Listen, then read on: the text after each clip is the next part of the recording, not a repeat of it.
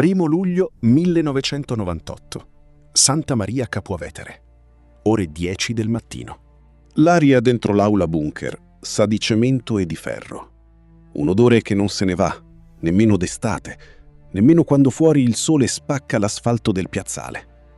È l'odore di un posto costruito per contenere, non per ospitare. Le pareti sono nude, il soffitto è basso, schiacciato, una colata grigia che assorbe le voci e le restituisce ovattate.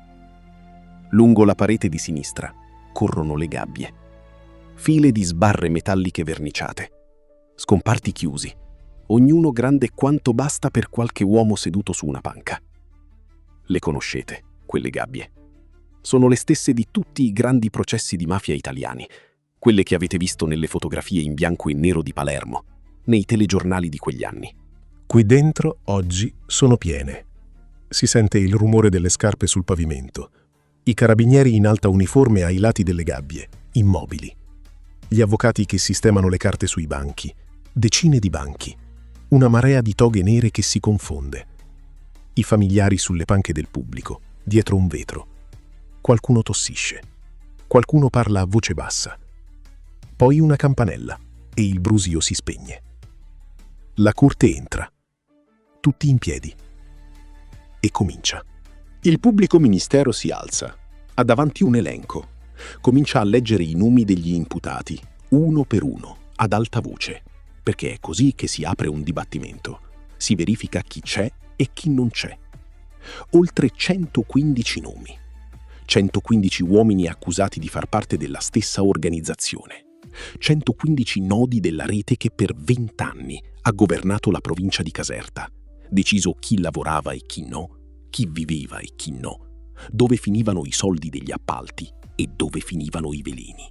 Il pubblico ministero legge. Una voce risponde. Legge ancora. Un'altra voce. Presente.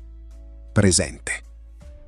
I nomi cadono nell'aula uno dopo l'altro e a quasi ognuno corrisponde un uomo dietro le sbarre che alza appena la testa o un avvocato che risponde per lui. Poi il pubblico ministero legge un nome. Francesco Schiavone. Sandokan. Il capo. L'uomo verso cui punta tutto. L'imputato principale. Il nome su cui sta in piedi tutta l'accusa. Il vertice del consorzio. Silenzio. Nessuno risponde. La gabbia che dovrebbe contenerlo è vuota. La panca dove dovrebbe sedere è vuota. Il pubblico ministero alza lo sguardo dall'elenco, poi lo riabbassa. Non c'è bisogno di ripetere. Lo sanno tutti in quell'aula. Francesco Schiavone non è lì, perché Francesco Schiavone è latitante. Da anni. E mentre il suo nome rimbalza sulle pareti di cemento del bunker, lui è da qualche parte, fuori, libero, dentro la stessa terra che quel processo sta cercando di portare alla sbarra. Il processo più grande mai celebrato contro la camorra si apre senza il suo imputato principale. Come ha fatto un uomo a costruire un sistema abbastanza solido da reggere da solo, anche mentre il suo nome veniva chiamato in un'aula di tribunale e lui non era lì ad ascoltarlo? Questa è la risposta.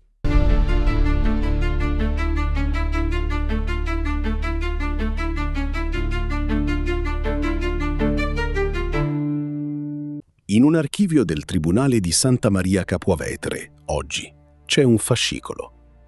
Non è uno di quelli che stanno in piedi su uno scaffale. Questo si misura in metri. Migliaia e migliaia di pagine, raccolte in faldoni che hanno riempito stanze intere, trasportate in aula su carrelli, una udienza dopo l'altra, per quasi 12 anni. Intercettazioni, verbali, perizie, sentenze. La carta di un'intera guerra. Sulla costola di quei faldoni una parola sola, scelta dai magistrati che hanno aperto l'inchiesta. Spartacus, il nome dello schiavo che si ribellò a Roma. E quella rivolta, dice la tradizione, partì proprio da queste terre, all'ombra del Vesuvio. Quel fascicolo è la cosa più vicina a una risposta che questa storia possieda. È il tentativo più grande, più ostinato e più lungo che lo Stato italiano abbia mai fatto per smontare un sistema criminale pezzo per pezzo e scriverne la fine, in fondo a una sentenza della Cassazione. La domanda è se ci sia riuscito davvero. Nei 4 episodi precedenti vi ho raccontato come è nato il clan dei Casalesi, come Antonio Bardellino ha costruito il primo nucleo partendo da Casal di Principe, con un'ambizione che nessun camorrista prima aveva avuto, come Mario Iovine è entrato nella storia da braccio destro e ne è uscito a Cascais, in Portogallo, con 6 colpi di revolver addosso, in una mattina di settembre del 1991. Come Francesco Schiavone, Francesco Bidognetti, Michele Zagaria e Antonio Iovine hanno costruito il triumvirato, anzi il quadrumvirato, che ha trasformato un clan in un consorzio, non più una banda, ma un'impresa, con i suoi settori, le sue percentuali, la sua contabilità. Come quella pianura tra Caserta e il litorale Domizio ha ospitato i fusti interrati e qualche chilometro più in là i bambini negli ospedali. Come un prete è morto nella sua sacrestia il giorno del suo onomastico, con 5 colpi, perché aveva detto ad alta voce quello che tutti sapevano e tacevano. Questa è la storia di quello che viene dopo, di come un sistema che ha impiegato 30 anni a costruirsi viene smontato in quasi 12 anni di processo. Bullone per bullone, pentito per pentito, sentenza per sentenza. E di quello che rimane quando la smontatura è finita. Perché è questa la domanda vera, quella che la serie porta dal primo episodio e che oggi, nel finale, deve trovare una risposta. Si può davvero finire un sistema così, in un'aula di tribunale? Si possono mettere in galera i capi, contare gli ergastoli, scrivere la parola fine in calce a una sentenza della Cassazione e dire è chiuso? O quando il processo finisce, il sistema ha già imparato a vivere senza i nomi che lo Stato ha appena cancellato? Vi avverto fin da subito, non vi mentirò sul finale. Non c'è il momento in cui le manette scattano e parte la musica e i buoni hanno vinto. C'è qualcosa di più complicato e di più onesto. C'è la giustizia che fa il suo lavoro fino in fondo, con una precisione che richiede 12 anni. E c'è una terra che dopo 12 anni è ancora lì, con i suoi veleni sotto, e i suoi morti, e i suoi clan che hanno solo cambiato faccia. Io sono Alex Neri. Benvenuti su Anime Oscure.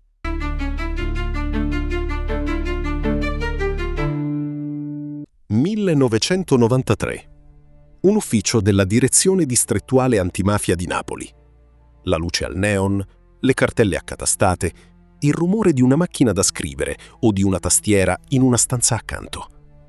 Davanti ai pubblici ministeri è seduto un uomo di circa 50 anni, capelli che cominciano a ritirarsi, modi pacati. Non ha l'aria del killer, non ha l'aria del boss. Ha l'aria di un contabile, di uno che con i numeri ci ha sempre lavorato. Si chiama Carmine Schiavone. E qui serve fermarsi un attimo, perché su questo nome si è confusa mezza Italia e la confusione conviene scioglierla subito, una volta sola. Carmine Schiavone non è Francesco Schiavone, Sandokan. Sono cugini, non fratelli, come spesso si legge e si sente ripetere. Cugini. E hanno avuto ruoli opposti dentro lo stesso clan. Francesco è il capo, l'uomo della gabbia vuota, l'imputato numero 1. Carmine è il cassiere, il responsabile economico, l'uomo che teneva i conti. E i conti, in un'organizzazione come quella, sono tutto. Perché un clan come i Casalesi, alla fine degli anni 80 e all'inizio dei 90, non era più una questione di pistole e di vendette. Era diventato un'impresa. Aveva i suoi flussi di denaro, le sue percentuali sugli appalti pubblici, le sue quote nel movimento terra, nel calcestruzzo, nella raccolta e nello smaltimento dei rifiuti. Aveva conti da tenere, soldi da spostare, da pulire, da reinvestire. E chi tiene i conti sa tutto. Sa dove sono i soldi, sa chi li ha presi e chi li ha dati. Sa i nomi degli imprenditori che pagavano e dei politici che chiudevano gli occhi. Sa le rotte. Sa i numeri che nessuna intercettazione telefonica aveva ancora catturato, perché quei numeri non si dicono al telefono. Si tengono in testa o su un quaderno che non deve uscire mai dalla cassaforte.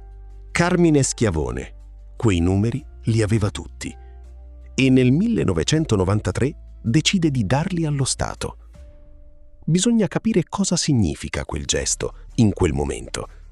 Non era una cosa scontata, anzi era quasi impensabile fino a poco tempo prima che un uomo del cerchio ristretto dei Casalesi, un cugino del capo, l'uomo della cassa, si presentasse spontaneamente davanti ai magistrati per raccontare tutto. La camorra casertana si era retta per decenni su un presupposto preciso. Chi sa, tace. Il silenzio non era una virtù, era un'infrastruttura, era la trave portante. Togli il silenzio e tutto il resto, prima o poi, viene giù. Carmine Schiavone toglie il silenzio. Perché lo fa? Qui bisogna essere onesti, perché la tentazione in storie come questa è raccontare il pentito come un uomo che ha avuto un risveglio della coscienza, che una notte si è guardato allo specchio e ha deciso di mettersi dalla parte giusta. La realtà, quasi sempre, è più fredda. La realtà è un calcolo. Carmine Schiavone capisce, prima di tanti altri, che il sistema sta finendo, che il vecchio equilibrio non regge più. E quando capisci che la nave affonda, hai due scelte: affondare con lei oppure scendere per primo e contrattare la scialuppa. Lui sceglie la scialuppa. Ma per capire perché proprio in quel momento, bisogna alzare lo sguardo da quell'ufficio della DDA e guardare cosa stava succedendo all'Italia intorno. Il 1992 era stato l'anno della rottura. A maggio, Giovanni Falcone era saltato in aria sull'autostrada, a Capaci, con la moglie e gli uomini della scorta. A luglio, neanche 2 mesi dopo, Paolo Borsellino era stato dilaniato da un'autobomba in via D'Amelio, a Palermo, davanti alla casa della madre. 2 magistrati simbolo, uccisi a distanza di poche settimane. Quel doppio lutto aveva cambiato qualcosa di profondo nel paese, qualcosa che andava oltre lo sdegno. Aveva cambiato il clima politico e giudiziario in un modo che non si era mai visto prima. Lo Stato, per la prima volta da molto tempo, aveva avuto paura. E quando lo Stato ha paura, reagisce.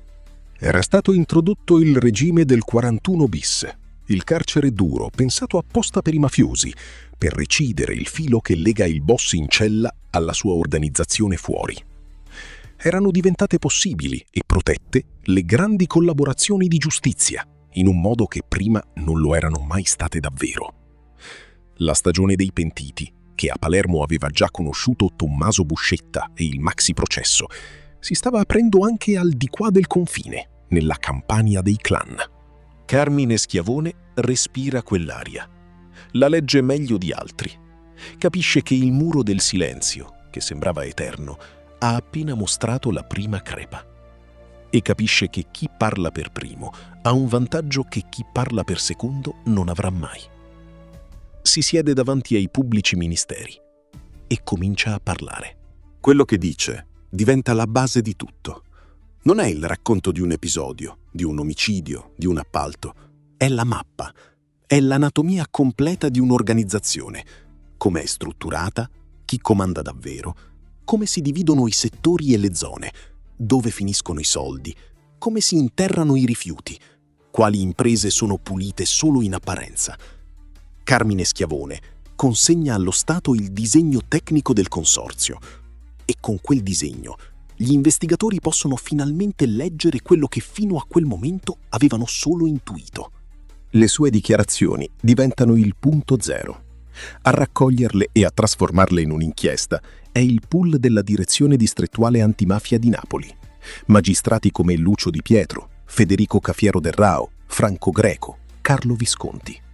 Sono loro che prendono il racconto del cassiere e lo incrociano con anni di intercettazioni, di riscontri, di altre voci. Le parole diventano atti. Gli atti diventano ordinanze di custodia, centinaia di arresti. E ci vorranno 5 anni, dal 1993 al 1998, perché tutto questo si trasformi in un dibattimento. 5 anni di istruttoria per costruire il processo che porterà il nome di Spartacus. Ma c'è una cosa che va detta su Carmine Schiavone, perché è il filo che attraverserà tutto questo episodio e che ritroverete alla fine. Quest'uomo non si limiterà a parlare con i magistrati. Qualche anno dopo, nel 1997, andrà a dire quello che sa anche a un'altra istituzione, una commissione parlamentare. Racconterà dei veleni, dei fusti, della terra avvelenata. E quello che dirà quella mattina, lo Stato sceglierà di non farlo leggere a nessun cittadino italiano. Per 16 anni. Ma questa è una storia che viene dopo. Tenetela da parte. Per ora basta sapere chi era l'uomo seduto in quell'ufficio nel 1993. Un cassiere, un cugino, il primo che ha tolto la trave portante. Carmine Schiavone morirà molti anni più tardi, il 22 febbraio del 2015, a Viterbo, dove viveva lontano dalla sua terra. 71 anni, un arresto cardiaco.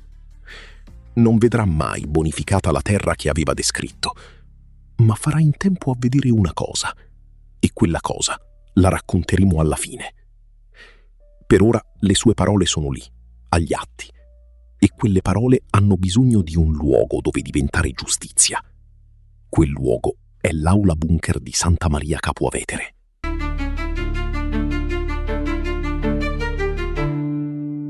Primo luglio 1998. Santa Maria Capua Vetere. Torniamo nell'aula. Quella delle gabbie lungo la parete di sinistra. Quella dell'odore di cemento e di ferro. Ma adesso non guardiamo più solo il primo minuto, la lettura dei nomi, la sedia vuota di Sandokan. Adesso entriamo dentro la macchina. Perché un processo come questo non è un giorno. È un organismo che vive per anni. E per capirlo, bisogna guardarlo respirare nel tempo. A presiedere la corte d'assise c'è il giudice Catello Marano. Davanti a lui, da un lato, il banco dell'accusa, dall'altro il banco della difesa, che non è un banco, è una distesa. Oltre 115 imputati significano decine e decine di avvocati, ciascuno con il suo cliente, ciascuno con la sua strategia, ciascuno pronto a battersi su ogni cavillo, ogni testimone, ogni perizia. Immaginate il lavoro di tenere insieme un dibattimento così, di dare a ogni difensore il suo diritto di parola, di verbalizzare ogni cosa, di non lasciare una sola crepa procedurale dove, anni dopo, un ricorso possa infilarsi e far crollare tutto. Perché è questo il punto di un processo come Spartacus. Non basta avere ragione. Bisogna avere ragione in un modo che la Cassazione, anni dopo, non possa smontare. Il 1 luglio, quando il dibattimento si apre, manca l'imputato principale. Sandokan è ancora latitante. Ma la latitanza di Francesco Schiavone dura ancora pochi giorni. 10 giorni dopo, l'11 luglio, i carabinieri entrano in una villa a Casal di Principe. Individuano una parete che non dovrebbe esserci, una libreria che nasconde un muro costruito apposta. Sfondano e dietro trovano l'uomo più cercato d'Italia. Ma questo lo avete già visto nell'epilogo del secondo episodio e non ve lo racconto un'altra volta. Quello che conta per noi oggi è la conseguenza processuale di quella cattura. Da quel momento il processo Spartacus ha finalmente il suo imputato numero 1 dietro le sbarre. La gabbia vuota si riempie. E adesso la macchina può andare avanti. Per quanto? Per quasi 12 anni. Fermatevi su questo numero, perché è il cuore di tutto. Dal 1 luglio 1998 al 15 gennaio 2010. Quasi 12 anni di processo. Un'intera fase della vita di un paese. In quei 12 anni cambiano governi, cambiano leggi. Nascono ragazzi che, quando la sentenza diventerà definitiva, andranno alle scuole superiori. E in quei 12 anni, dentro e fuori da quell'aula, il processo non si ferma mai. Oltre 600 udienze. Provate a pensare a cosa significa. 600 volte la corte si riunisce. 600 volte gli avvocati arrivano con le loro carte. Gli imputati vengono tradotti dal carcere. I testimoni vengono chiamati. I verbali vengono scritti. Non è un film dove il processo dura 2 ore e poi c'è la sentenza. È una maratona che dura più di un decennio, in cui la fatica stessa diventa un'arma. Chi accusa deve reggere la concentrazione per 12 anni senza commettere un errore che faccia saltare il banco. Chi difende sa che il tempo, a volte, lavora per lui. E poi ci sono loro, i 25 collaboratori di giustizia. Su centinaia di testimoni esaminati nel corso del processo, 25 sono pentiti. Uomini che hanno fatto parte del sistema e che, come Carmine Schiavone prima di loro, hanno deciso di raccontarlo dall'interno. Ed è qui che si vede la genialità, terribile e fragile, di un processo come questo. Perché la parola di un pentito, da sola, non basta. Un collaboratore può mentire, può avere un conto da regolare, può scaricare su un altro le proprie colpe. La legge italiana lo sa e per questo pretende il riscontro. Ogni dichiarazione va incrociata, verificata, confrontata con altre prove, con altri pentiti, con le intercettazioni, con i documenti. E così, per 12 anni, in quell'aula si fa esattamente questo. Si incrociano le parole. Quello che dice un pentito di Casal di Principe lo si confronta con quello che dice un pentito di Casapesenna. Le date si verificano, i luoghi si controllano, i movimenti di denaro, ricostruiti seguendo i soldi attraverso conti e prestanome, a volte attraverso continenti, vengono messi accanto ai racconti per vedere se combaciano. L'impianto probatorio non è una catasta di accuse, è un'architettura. Ogni mattone tiene sugli altri. Le intercettazioni telefoniche e ambientali fanno la loro parte. I documenti contabili fanno la loro. I pentiti fanno la loro. E mattone dopo mattone, udienza dopo udienza, anno dopo anno, il muro cresce. Ma mentre il muro cresce dentro l'aula, fuori non si ferma niente. È il punto che è facile dimenticare davanti a un processo così lungo. Per tutti quegli anni, mentre i giudici scrivono e gli avvocati ricorrono, il sistema là fuori continua a funzionare e continua a uccidere. Secondo alcune ricostruzioni, almeno 5 persone legate a vario titolo al procedimento vengono uccise negli anni del dibattimento. E nell'autunno del 2008, mentre l'appello è ancora aperto, una fazione armata del clan, guidata da Giuseppe Setola, scatina nel Casertano una campagna di terrore. 18 morti in pochi mesi. Una mattanza che culmina nella strage di Castelvolturno. Dice una cosa precisa, quella violenza che non si ferma mentre i giudici scrivono. Puoi chiudere i capi in una gabbia, ma la macchina che hanno costruito continua a girare da sola. Il 15 settembre 2005, dopo 7 anni di dibattimento, la Corte d'Assise di Santa Maria Capua Vetere pronuncia la sentenza di primo grado. Ma attenzione, e qui serve dire una cosa che vale per tutto il resto dell'episodio. Il primo grado non è la fine, non è la parola definitiva. In Italia un processo vive su 3 livelli e finché non sono passati tutti e 3, niente è scolpito nella pietra. C'è il primo grado, c'è l'appello e c'è la Cassazione, che non rigiudica i fatti, ma controlla che il diritto sia stato applicato in modo corretto, che non ci siano vizi, che l'architettura regga. Dopo il primo grado del 2005, quindi, la partita continua. Si va in appello. E sarà proprio in appello, in un'aula di Napoli, che questa storia conoscerà uno dei suoi momenti più gravi. Il momento in cui un processo penale smette per un istante di essere solo un processo e diventa il luogo di una minaccia.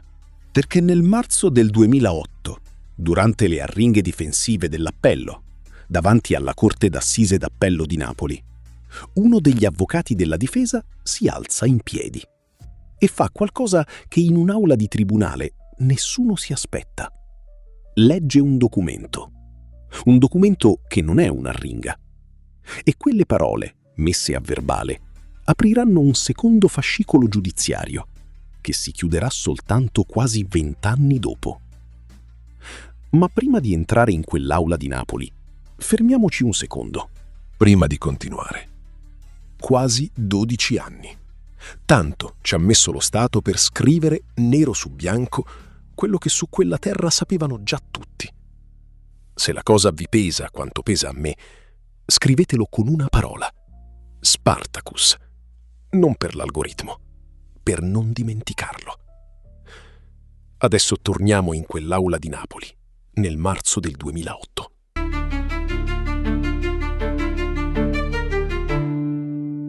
Marzo 2008. Napoli. Aula della Corte d'Assise d'Appello. Banchi di legno scuro, microfoni, il brusio basso di un'udienza che va avanti da ore. Siamo nelle arringhe difensive del secondo grado del processo Spartacus. È il momento in cui gli avvocati parlano, costruiscono, smontano, chiedono. È il loro mestiere, ed è un mestiere legittimo. Difendere è un diritto, anche quando difendi l'indifendibile. Soprattutto allora. Si alza un uomo. È l'avvocato Michele Santonastaso, che difende Francesco Bidognetti in questo processo.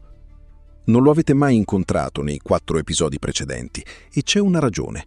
Fino a questo momento è una figura di sfondo, un legale tra le decine che affollano i banchi della difesa, in un processo con oltre 115 imputati. Ma quello che fa il 13 marzo 2008 lo porta dentro la storia. Ha un foglio in mano. Comincia a leggere. Non è un'arringa. Non parla di prove, di testimoni, di nullità procedurali. Legge un documento, un testo preparato. E dentro quel testo ci sono 2 nomi che in un'aula di tribunale, durante un processo di camorra, nessuno si aspettava di sentire pronunciare in quel modo. Roberto Saviano, Rosaria Capacchione. Il primo è lo scrittore di Gomorra. Il libro è uscito nel 2006 ed è nel pieno del suo successo planetario in quel momento. Tradotto ovunque, trasformato in film, diventato il simbolo stesso di chi racconta i casalesi al mondo. La seconda è una giornalista del Mattino, una cronista che ha seguito il clan per anni, nome dopo nome, fatto dopo fatto, con una precisione che dava fastidio. Il documento che Santonastaso legge dice in sostanza che questi 2 giornalisti hanno condizionato il processo, che la loro opera ha creato un clima, che hanno orientato l'opinione pubblica e attraverso l'opinione pubblica i giudici. Le parole sono costruite con cura. Sono parole che si possono leggere in più modi. Ma c'è un modo, uno solo, in cui le leggeranno Saviano e Capacchione quando lo verranno a sapere, come un avvertimento. Le parole vengono messe a verbale. I giudici ascoltano. La cancelliera scrive. Il documento entra negli atti del processo, dove resterà. E quel verbale, anni dopo, quando nessuno in quell'aula immagina ancora cosa diventerà, sarà il nucleo di un procedimento penale tutto suo, un fascicolo separato, per minacce. Ma quello viene dopo. Torniamo al 2008, perché qui c'è da chiudere una cosa. La tesi difensiva, che evocava Saviano, Gomorra, il clima mediatico, l'opinione pubblica avvelenata, doveva servire a qualcosa, a far cadere o ad attenuare l'impianto accusatorio, a dire che quel processo non era un processo sereno, che si giudicava sotto pressione, che le condanne erano figlie di un romanzo prima che di una sentenza. Non ha funzionato. 19 giugno 2008. La Corte d'Assise d'Appello di Napoli pronuncia la sua sentenza. Conferma l'impianto, conferma le condanne. 16 ergastoli restano in piedi. Il clima mediatico, Gomorra, l'opinione pubblica. Per i giudici niente di tutto questo tocca la sostanza delle prove. Le prove erano le intercettazioni, i collaboratori incrociati uno con l'altro, i documenti contabili, i movimenti di denaro ricostruiti pezzo per pezzo. Su quelle si decide, non su un libro. Eppure neanche questo è ancora definitivo. In Italia un processo non finisce in appello. C'è ancora un gradino, l'ultimo, quello che separa una condanna da una condanna che non si può più toccare. La Corte di Cassazione. 15 gennaio 2010. Roma. Prima sezione penale. Le sentenze del 2005 e del 2008 pesavano, ma erano ancora impugnabili. Una carta da giocare restava. Solo la Cassazione chiude la partita. Solo lì un ergastolo diventa una pietra. E il 15 gennaio 2010 la pietra cade. I ricorsi vengono respinti. Le condanne diventano definitive. 16 ergastoli. Francesco Schiavone, detto Sandokan, il capo storico, il nome verso cui puntava tutto l'impianto fin dal primo giorno. Francesco Bidognetti, Michele Zagaria, Antonio Iovine e con loro altri 12 imputati, ognuno con il suo nodo nella rete, ognuno con la sua responsabilità accertata. Il processo Spartacus, aperto il 1 luglio 1998, è concluso. Quasi 12 anni, oltre 600 udienze, 25 collaboratori di giustizia, centinaia di testimoni. Un'architettura probatoria costruita con la pazienza di chi sa che ogni virgola può saltare in Cassazione e che quindi nessuna virgola va lasciata al caso. Per il diritto italiano, da quel giorno, i 4 vertici del consorzio sono colpevoli, non presunti, colpevoli in via definitiva. E qui dovrebbe esserci il punto, la parola fine. 4 capi, 4 ergastoli, processo chiuso, sistema decapitato. Tranne che il 15 gennaio 2010 2 di quei 4 uomini condannati all'ergastolo non sono in nessuna prigione d'Italia. Sandokan è in carcere dal 1998. Bidoglietti è dentro da ancora prima, dal 1993. Su di loro la sentenza cade addosso a un uomo che è già in cella, già al 41 bis, già dentro la macchina dello Stato. Ma Michele Zagaria e Antonio Iovine sono latitanti, condannati all'ergastolo senza essere mai stati in un'aula, giudicati in contumacia, in absentia, mentre sono da qualche parte, liberi, vivi e probabilmente ancora al comando. Lo Stato aveva appena prodotto 2 ergastoli a vuoto, 2 condanne definitive, intestate a 2 uomini che lo Stato non sapeva dove trovare. Quei vuoti andavano riempiti e non si riempiono in un'aula di tribunale, si riempiono altrove, sottoterra. –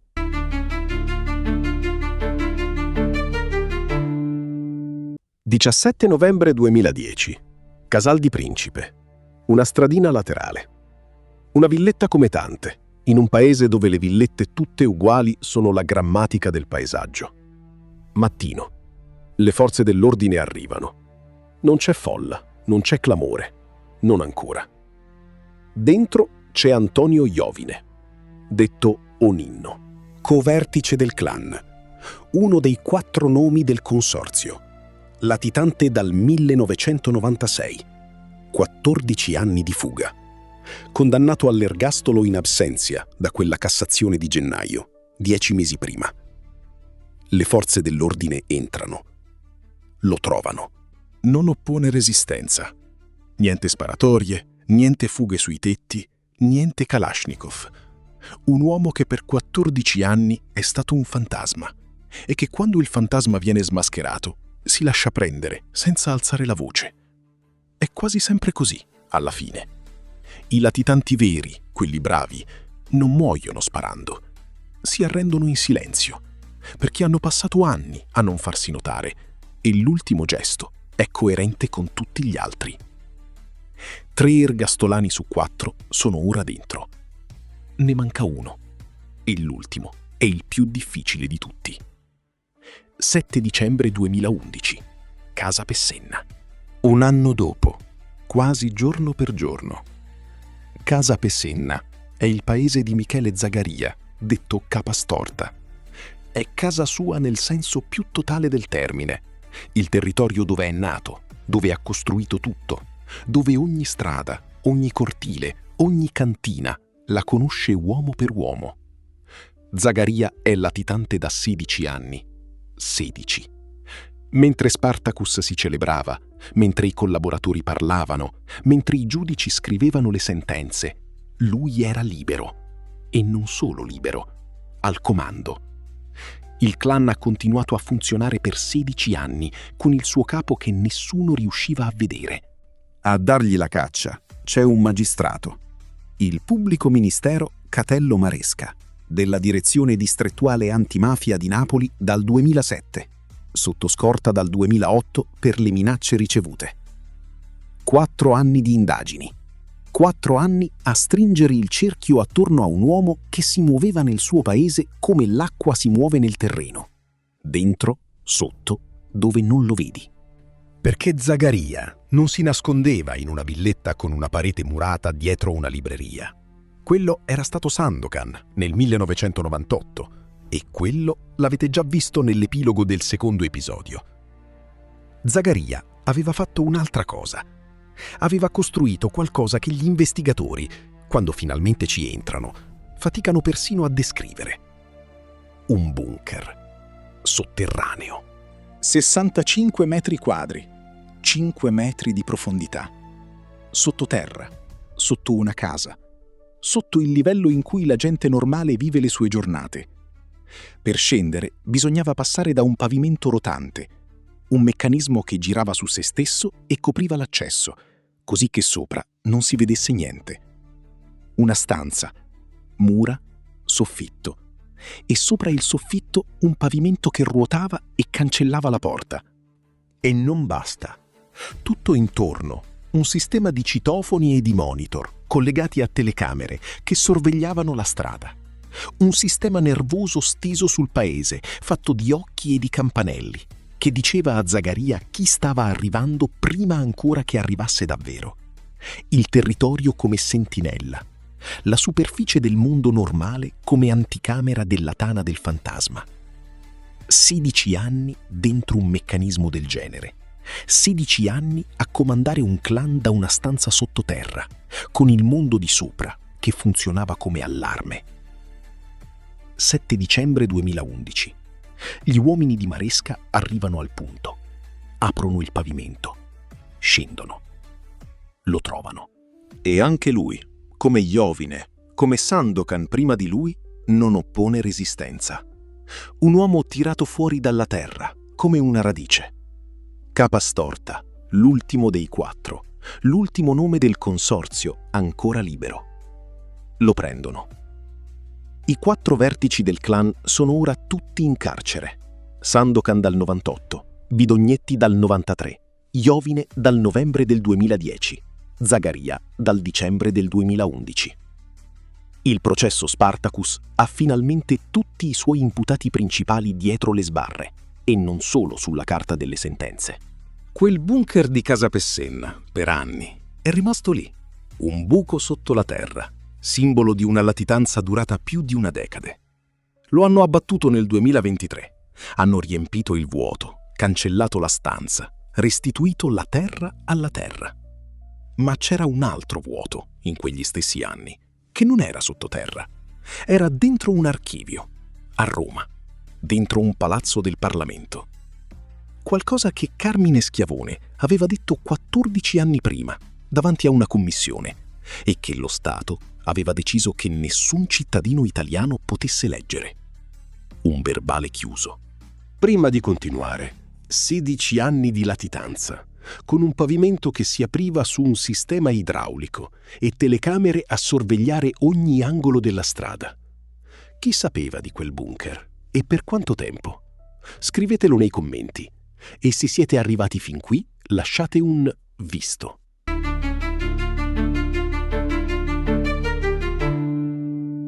«7 ottobre 1997, Roma, Palazzo San Macuto. Una sala con i ritratti alle pareti, il legno lucido, l'odore di palazzo antico che hanno tutti i luoghi del potere romano. Davanti siedono i membri della Commissione parlamentare d'inchiesta sul ciclo dei rifiuti, presieduta da Massimo Scalia. Sono parlamentari. Hanno il compito di capire cosa succede ai rifiuti in Italia, dove finiscono, chi li sposta, chi ci guadagna. Di fronte a loro c'è un uomo che lo sa. Carmine Schiavone, il cassiere. Il cugino di Sandokan, non il fratello. Cugini, ruoli opposti. Una delle poche distinzioni che questa storia chiede di tenere ferma. Ha già parlato con la direzione distrettuale antimafia di Napoli nel 1993. Ora parla ai parlamentari e racconta i rifiuti tossici interrati nel Casertano, i fusti, le rotte, i nomi degli intermediari, la scala industriale di un'operazione che i vertici del clan avevano avviato alla fine degli anni '80. Quello che dice quella mattina è una mappa. Dove guardare, dove scavare, chi seguire. Quello che non vi ho ancora raccontato è cosa succede a quel verbale dopo che Carmine Schiavone ha finito di parlare. Viene secretato. E qui voglio essere preciso, perché su questo punto si sono dette molte cose e parecchie sbagliate. Non c'è un nome, non c'è un volto, non c'è un singolo responsabile identificato che entra in una stanza e ordina di nascondere quelle parole. Questa è la risposta onesta. Ed è parziale, perché parziale è quello che dicono le carte. La secretazione era la procedura standard delle commissioni parlamentari d'inchiesta di quel tipo. Le audizioni delicate si secretavano. Fu applicata. E poi semplicemente rimase applicata. Anno dopo anno. Nessuno la tolse. Per 16 anni. Dal 1997 al 2013. 16, non 20 come ogni tanto si legge in giro. Basta fare la sottrazione. 16 anni in cui quel verbale è rimasto dentro un archivio, classificato, illeggibile. 16 anni in cui Carmine Schiavone aveva detto a dei parlamentari italiani dove erano i veleni e nessun italiano poteva sapere cosa avesse detto. Pensateci, la gente di quelle terre viveva sopra i fusti, cresceva i figli su quella pianura. E da qualche parte, a Roma, in un cassetto, c'era un foglio che diceva dove guardare, chiuso a chiave. Non per un complotto con un mandante e un movente, almeno non per quello che le fonti permettono di affermare.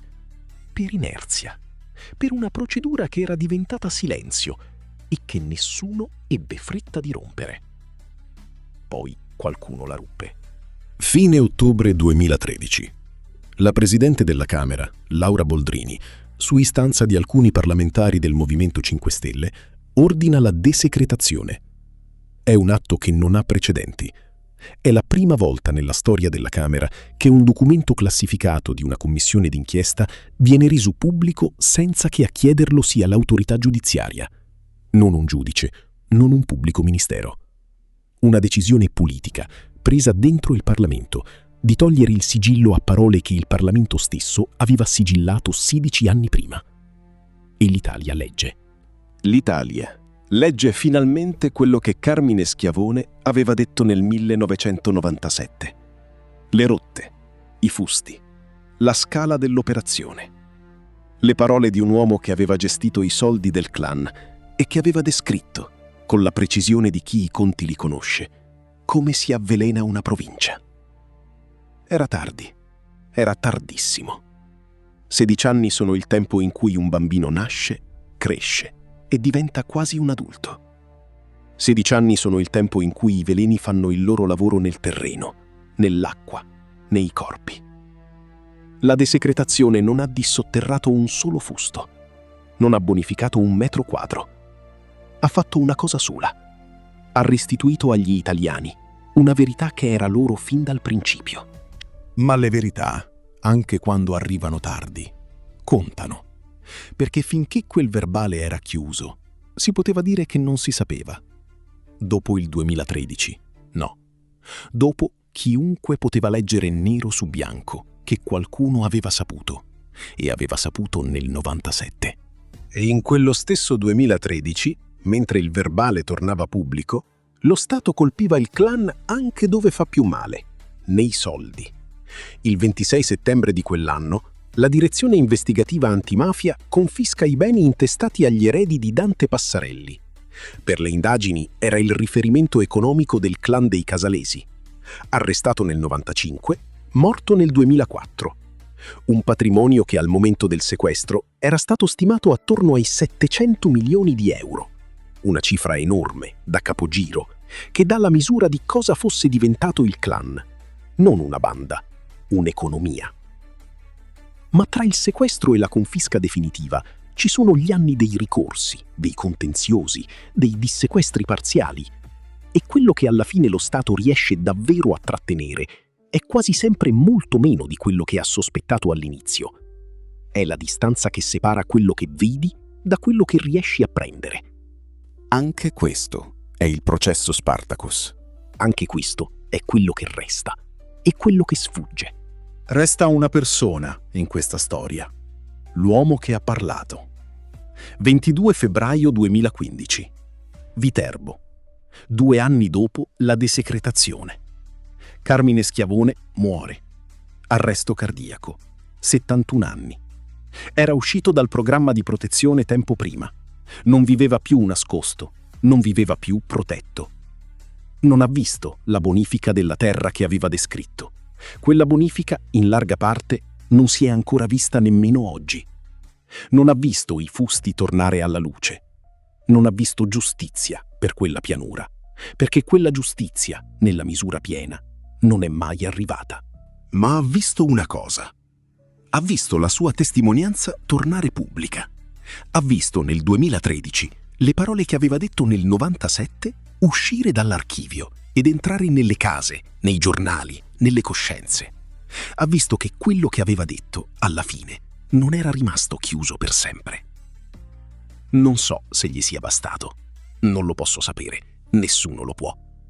Ma per un uomo che aveva fatto il calcolo di parlare già nel 1993, sapendo cosa significava parlare, vedere quel verbale tornare alla luce prima di morire è qualcosa. Forse, per uno come lui, era abbastanza. –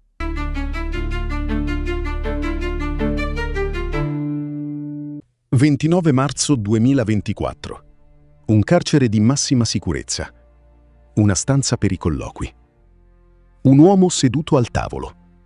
Ha 26 anni di carcere dietro le spalle. La maggior parte passata in regime di 41 bis. Il carcere duro. Quello pensato apposta per recidere il filo tra il boss e il suo mondo. Niente più di un'ora d'aria al giorno. Il vetro tra te e i tuoi. La posta letta. Le parole pesate. 26 anni così. Francesco Schiavone, detto Sandokan, fa sapere che vuole parlare. Fermiamoci un attimo su questa frase, perché pesa più di quanto sembri. Sandokan è il nome che ha tenuto in piedi tutto l'impianto accusatorio del processo Spartacus. È l'uomo verso cui puntava ogni freccia, il capo del consorzio, quello che avete visto sfilare in queste 5 puntate come l'architrave del sistema. Per 26 anni non ha detto una parola che servisse allo Stato. Il codice del clan dei Casalesi non prevedeva il pentimento ai vertici. Era una linea che non si attraversava. E adesso lui la attraversa. Almeno ci prova. La Procura di Napoli lo ascolta. La guida Nicola Gratteri, procuratore della Repubblica a Napoli dal 2023. Il suo nome arriva alla fine di questa storia, non all'inizio, perché l'istruttoria degli anni 90, quella che aveva costruito Spartacus dalle dichiarazioni di Carmine Schiavone, aveva altri magistrati al vertice. Gratteri eredita il capitolo finale, non quello iniziale. Lo ascoltano per mesi. Gli inquirenti registrano, verbalizzano, confrontano. Confrontano quello che dice Sandokan con quello che lo Stato già sa. E quello che lo Stato già sa, dopo 12 anni di processo, oltre 600 udienze, 25 collaboratori di giustizia, è quasi tutto. 3 luglio 2024. La Procura interrompe la collaborazione. Le dichiarazioni di Francesco Schiavone vengono giudicate non utili. Fatti già noti, cose non verificabili. Niente che i magistrati non conoscessero già, riga per riga, da fascicoli vecchi di 20 anni. Su richiesta della Procura, il Ministero della Giustizia dispone il suo rientro al 41 bis. Pensateci, non è redenzione. Non è pentimento nel senso che diamo di solito a questa parola.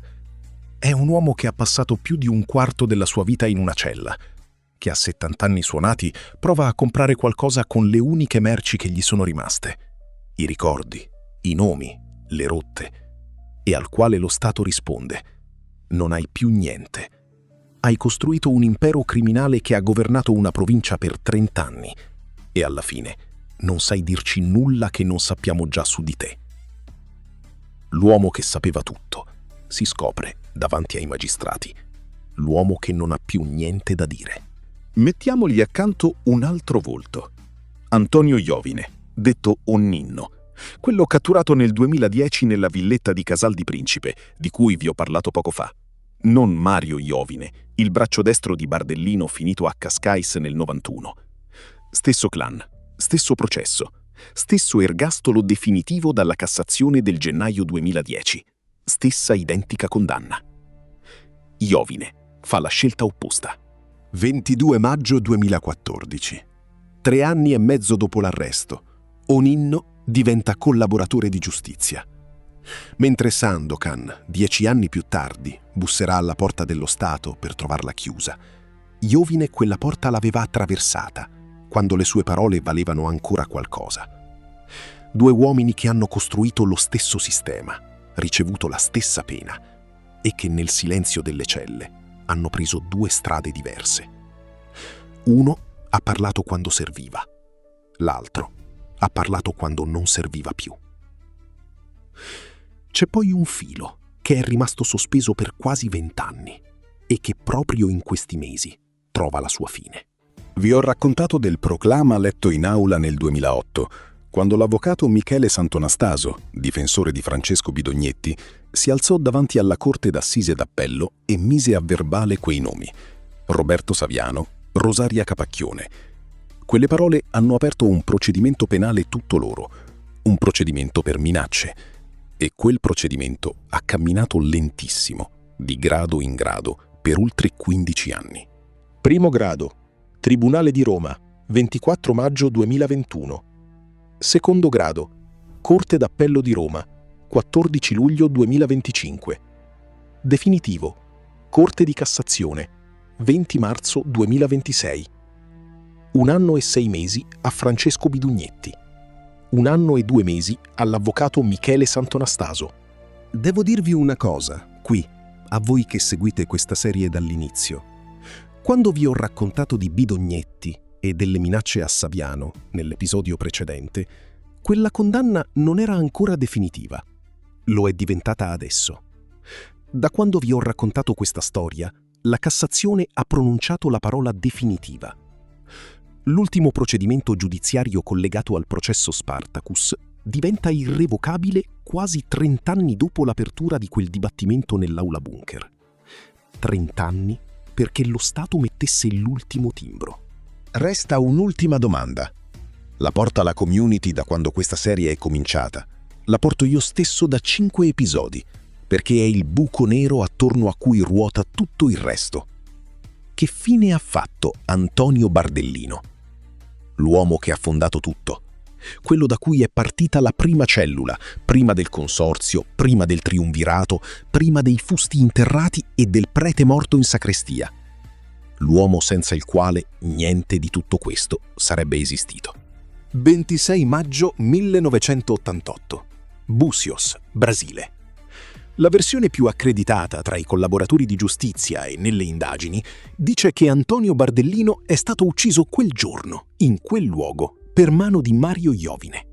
Un colpo dall'interno, il fondatore eliminato dal suo stesso uomo.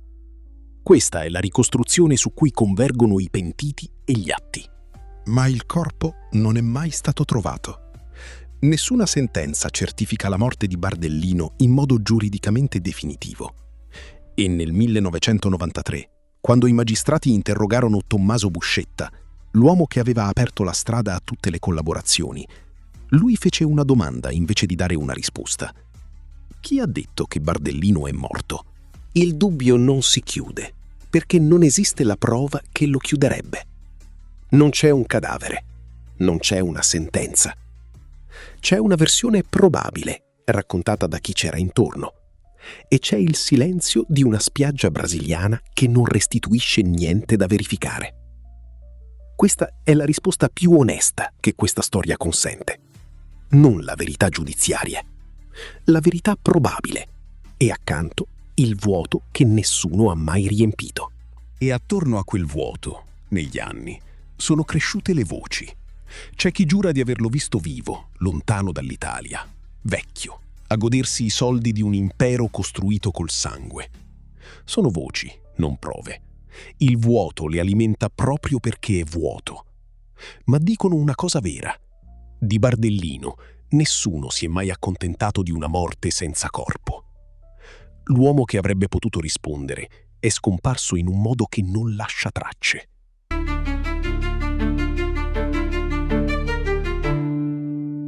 Santa Maria Capua Vetere, 2026.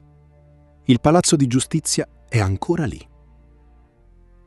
4 uomini condannati all'ergastolo in via definitiva. Sandokan in carcere dal 98. Bidognetti in carcere dal 93, con una condanna aggiuntiva che la Cassazione ha appena reso definitiva. Zagaria trovato sotto la sua stessa terra nel 2011, nel bunker col pavimento che si apriva su un sistema idraulico e le telecamere a guardia della strada. Iovine catturato nel 2010, collaboratore dal 2014. Il processo Spartacus ha fissato le responsabilità penali con la precisione che il diritto richiede. Ha impiegato quasi 12 anni. Ha prodotto oltre 600 udienze e 16 ergastoli definitivi. Ha chiuso una fase. Non ha fermato la replicazione del sistema. E c'è una parte di quel sistema che un processo per associazione e omicidi da solo non poteva raggiungere. Perché i casalesi non si sono retti solo sulla violenza e sugli appalti. Si sono retti anche sulle protezioni. I rapporti con pezzi della politica e delle amministrazioni che chiudevano gli occhi o che facevano di peggio. Inchieste successive a Spartacus hanno provato a salire anche su quel gradino, fino a nomi della politica nazionale, come l'ex sottosegretario Nicola Cosentino, condannato in via definitiva a 10 anni nel processo Eco 4 per concorso esterno in associazione camorristica e assolto in altri procedimenti.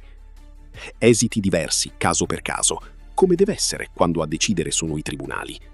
Perché un consorzio criminale non dura 30 anni senza che qualcuno, dall'altra parte, gli lasci spazio.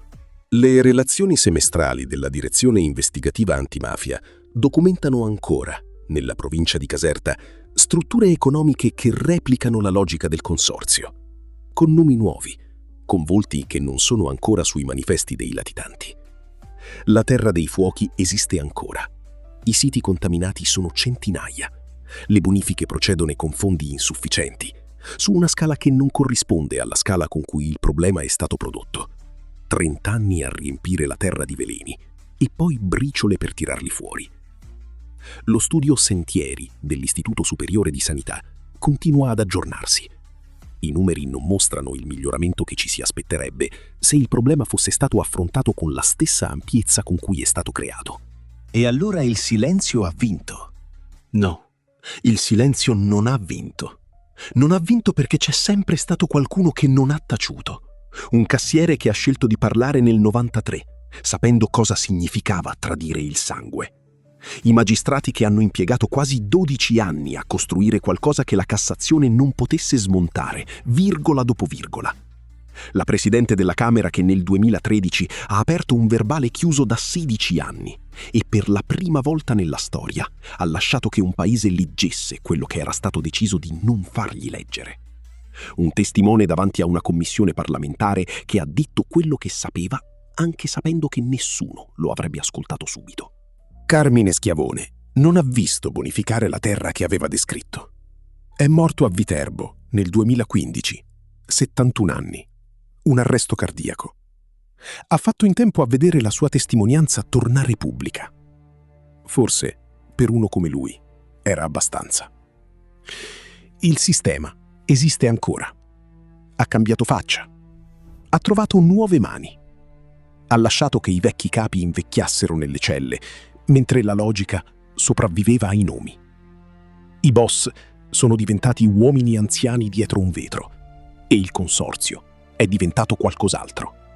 Qualcosa senza un Sandokan da mettere in copertina, senza un nome da chiamare in un'aula bunker. Nel 4º episodio vi ho lasciato con una domanda. È finita allora o ha solo cambiato faccia?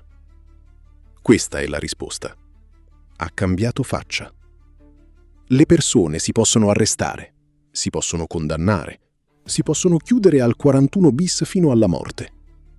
Il sistema, quello, è un'altra cosa. Il sistema è la logica che resta quando i nomi se ne sono andati. Spartacus ha sconfitto gli uomini, non ha cancellato il metodo. Nel 2024 Francesco Schiavone ha trascorso 26 anni in carcere e ha deciso di parlare. I magistrati lo hanno ascoltato per mesi e poi gli hanno detto che non aveva niente da raccontare che già non si sapesse. Un sistema costruito in 30 anni di lavoro, di violenza, di appalti e di silenzi imposti. E alla fine l'uomo che lo aveva costruito non aveva più niente che il sistema non sapesse già su di lui. Allora vi lascio con questa domanda e voglio leggere cosa ne pensate. Chi comanda davvero quando l'uomo che ha costruito tutto non ha più niente da raccontare? Quando il capo diventa irrilevante e la macchina va avanti lo stesso? Scrivetelo nei commenti e se siete arrivati fin qui lasciate solo un visto. È l'unico modo in cui so che queste storie possono arrivare a più persone possibili. Io sono Alex Neri. Questo è Anime Oscure. Restano le ombre. Restano le anime oscure. Questo documentario è stato realizzato sulla base di fonti giudiziarie verificate. Per il processo Spartacus, sentenza di primo grado della Corte d'Assise di Santa Maria Capua Vetere del 15 settembre 2005. Sentenza di appello della Corte d'Assise d'Appello di Napoli del 19 giugno 2008. Sentenza definitiva della Corte di Cassazione, prima sezione penale, del 15 gennaio 2010, che ha confermato 16 ergastoli, tra cui quelli di Francesco Schiavone, Francesco Bidognetti, Michele Zagaria e Antonio Iovine, con condanne da 2 a 30 anni per gli altri imputati. Per il procedimento per le minacce a Roberto Saviano e Rosaria Capacchione, sentenza di primo grado del Tribunale di Roma del 24 maggio 2021. Sentenza di appello della Corte d'Appello di Roma del 14 luglio 2025. Sentenza definitiva della Corte di Cassazione del 20 marzo 2026, che ha confermato 1 anno e 6 mesi a Francesco Bidognetti e 1 anno e 2 mesi all'avvocato Michele Santonastaso. Fonti parlamentari.